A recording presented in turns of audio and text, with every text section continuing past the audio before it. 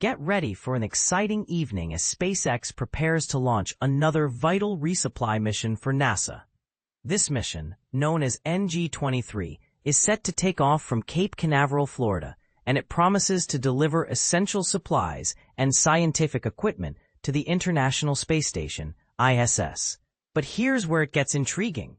The launch will also feature a dramatic sonic boom as the Falcon 9 rocket's booster returns to Earth. Scheduled for liftoff at 6:11 p.m., the Falcon 9 rocket will carry the Northrop Grumman Cygnus spacecraft, packed with over 11,000 pounds of food, supplies, and scientific materials for the astronauts aboard the ISS.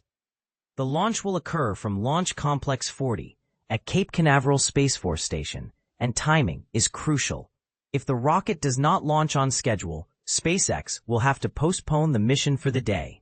Once the rocket takes off, it will head northeast, but the excitement doesn't end there. Approximately 8 minutes after liftoff, the first stage of the Falcon 9 will make a controlled landing at Cape Canaveral Landing Zone 2, creating a sonic boom that will resonate throughout Brevard County.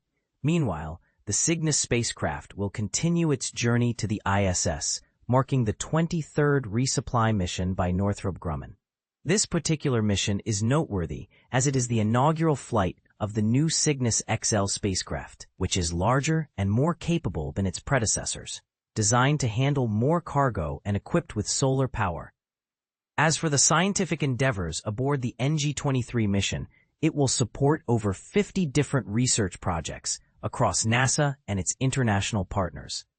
Liz Warren, the Associate Chief Scientist for NASA's ISS Program Research Office, highlighted one of the key studies. It focuses on zero boil-off tank non-condensables. This research aims to improve the long-term storage of cryogenic fluids like liquid xenon or neon, which are crucial for future human space missions. Currently, the practice involves venting excess gas into space, which is not efficient for extended missions, such as a potential journey to Mars. The data gathered from this experiment will help refine methods for storing these vital fluids more effectively. Interestingly, this launch marks the second resupply mission to the ISS within just a week. The Russian Progress 93 cargo mission successfully docked with the station on September 13, showcasing the ongoing international collaboration in space exploration. The Cygnus spacecraft, unlike SpaceX's Dragon, is a single-use vehicle.